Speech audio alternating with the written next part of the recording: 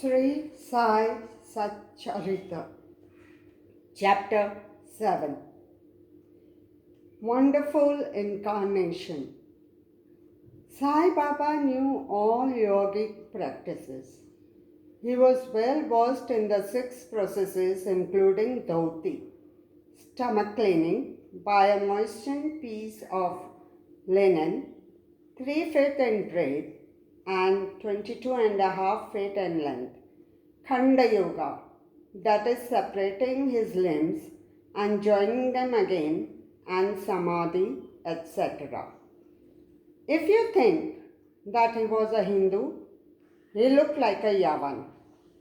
If you think him to be a Yavan, he looked like a pious Hindu. No one definitely knew whether he was a Hindu or a Mohammedan. He celebrated the Hindu festival of Ram Navami with all due formalities and at the same time permitted the sandal procession of the Mohammedans. He encouraged wrestling bouts in this festival. When the Gokul Ashtami came, he got the Gopal Kala ceremony duly performed, and on Eid festivals, he allowed the Mohammedans to say their prayers in his masjid. Once, during a Muharram festival, some Mohammedans proposed to construct a tazia or tabut in the masjid, keep it there for some days, and afterwards take it in procession through village. Sai Baba allowed the keeping of the tabut for 4 days, and on the 5th day got it removed from the masjid without the least compunction. If we say that he was a Mohammedan, his ears were pierced, that is, had holes according to Hindu custom. If you think that he was a Hindu, he advocated the practice of circumcision, though according to Mr. Nana Sahib Chandorkar, who observed him closely, he was not himself circumcised. While article in Sai Leela on Baba Hindu Ki Yavan by B.V. Dev, page 562. If you call him Hindu, he always lived in the masjid. If Mohammedan, he had always the dhuni sacred fire there, and the following things which are contrary to Mohammedan religion, that is grinding on the handmill, blowing off the conch and bells, oblation in the fire, bhajan, giving of food and worship of Baba's feet by means of argil water, were allowed there. If you think that he was a Mohammedan, the best of Brahmins and Agnihotris, leaving aside their orthodox ways, fell prostrate at his feet.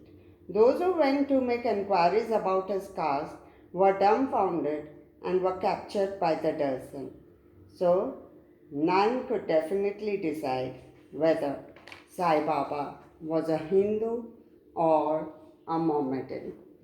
There is no wonder, for he who completely surrenders himself to the Lord by getting rid of his egoism and body consciousness thus becomes one with him and has nothing to do with any questions of caste or nationality. Baba saw no difference between any two castes and even between beings. He took meat and fish with fakirs but did not grumble when dogs touched the dishes with their mouths. Such a unique and wonderful incarnation was Sai Baba. On account of the merits in my past birth, I had the good fortune to sit at his feet and enjoy his blessed company. The joy and delight I derived therefrom was incomparable. In fact, Sai Baba was pure Anand and consciousness. I cannot sufficiently describe him, his greatness and uniqueness. He who took delight at his feet was established in his own self. Many sannyasis, sadhaks, and all sorts of men aspiring for salvation came to Sai Baba. He always walked, talked, and laughed with them, and always uttered Allah Malik. God is the sole owner. He never liked discussion or disputation. He was always calm and controlled, though irritable at times, always preached Vedanta, and nobody knew till the last who was Baba. Princes and poor people were treated alike by him. He knew the inmost secrets of all, and when he gave expression to them, all were surprised. He was the repository of all knowledge. Still, he feigned ignorance. He also disliked honor. Such were the characteristics of Sai Baba. Though he had a human body, his deeds testified to his godhood. All people considered him as the god in Shri. Behavior of Sai Baba. Ignorant that I am, I cannot describe Baba's miracles. He got almost all the temples in Shirdi repaired. Through Tatya Patil, the temples of Shani, Ganpati, Shankar Parvati, village deity, and Maruti were put in order. His charity was also remarkable. The money he used to collect as dakshina was freely distributed, rupees 20 to some, rupees 15 or 50 to others every day. People were immensely benefited by having Baba's darshan. Some became hale and hearty. Wicked people were turned into good ones. Kushta, leprosy, was cured in some cases. Many got their desires fulfilled without any medicine being put in the eyes. Some blind men got back their sight, and some lame ones got their limbs. Nobody could see the end of his extraordinary greatness. His fame spread far and wide, and pilgrims from all sides flocked to Shirdi. Baba had his asan near the Dhuni and always rested there. He sat there in meditation, sometimes without a bath. He used to tie a small white turban on his head and wear a clean dhota round his waist and a shirt on his body. This was his attire in the beginning. He first practiced medicine in the village, examined patients, and gave medicines. He was always successful and he became famous as a Hakim. A curious case may be narrated here. One devotee had his eyes quite red and swollen. No doctor was available in Shirdi. The other devotees took him to Baba. In such cases, other doctors would use ointments, unguents, cow's milk, and camphorated drugs, etc. Baba's remedy was quite unique. He pounded some biba, some carpus in a cardium, that is marking nuts, and made 2 balls of them and thrust them in each eye of the patient and wrapped a cloth bandage round them. Next day the bandage was removed and water was poured over them. The inflammation subsided and the pupils became white and clear. Though the eyes are very delicate, the biba caused no hurt and removed the disease of the eyes. Many such cases were cured, and this is only an instance in this regard. Baba's yogic practices. Baba knew all the processes and practices of yoga. 2 of them will be described here. Dhoti Kriya or cleansing process. Baba went to the well near banyan tree at a considerable distance from the masjid every third day, washed his mouth and had a bath. On one occasion, he was seen throwing up his intestines, cleaned them inside, outside, and placed them on a jam tree for drying. There are persons in Shri who have actually seen this and who have testified to this fact. Ordinary dhoti is done by a moistened piece of linen 3 inches broad, 22.5 feet long. This piece is gulped down the throat and allowed to remain in the stomach for about half an hour for being reacted there and then taken out. but Baba's dhoti was quite unique and extraordinary. Second one, Khanda Yoga. In this practice, Baba extracted the limbs from his body and left them separately at different places in the masjid. Once a gentleman went to the masjid and saw the limbs of Baba lying at separate places. He was much terrified. He first thought of running to the village officers and informing them of Baba being hacked to pieces and murdered. He thought that he would be held responsible as he was the first informant and knew something of the affair. So he kept silent. But next day when he went to the masjid, he was very much surprised to see Baba hale and hearty as before. He thought that what he had seen the previous day was only a dream. Baba practiced yoga since his infancy, and nobody knew or guessed the proficiency he attained. He charged no fees for his cures, became renowned and famous by virtue of his merits, gave help to many a poor and suffering person. This famous doctor of doctors cared not for his interests, but always worked for the good and welfare of others, himself suffering unbearable and terrible pain many a time in the process. One such instance I give below, which will show the all pervasive and most merciful character of Sai Baba. Baba's all pervasiveness and mercy. In the year 1910, Baba was sitting near the Duni on Diwali and warming himself. He was pushing firewood into the Duni, which was brightly burning. A little later, instead of pushing logs of wood, Baba pushed his arm into the Duni. The arm was scorched and burnt. This was noticed by the errand boy Madhav and also by Madhav Rao Deshpande. They at once ran to Baba, and Madhav Rao clasped Baba by his waist from behind and dragged him forcibly backward and asked, Deva, for what have you done this? Then Baba came to his senses and replied, the wife of a blacksmith at some distant place was working the bellows of a furnace. Her husband called her, forgetting that a child was on her lap. She got up hastily, and the child slipped into the furnace. I immediately thrust my hand into the furnace and saved the child. I do not mind my arm being burnt, but I am glad that the life of the child is saved. Leper devotees survey. On hearing the news of Baba's hand being burnt from Shama, Madhavrao Deshpande, Mr. Nana Sahib Chandorkar, accompanied by the famous Dr. Parmanand of Mumbai, with his medical outfit consisting of ointments, lint and bandages, etc., rushed to Shri and requested Baba to allow Dr. Parmanand to examine the arm and dress the wound caused by the burn.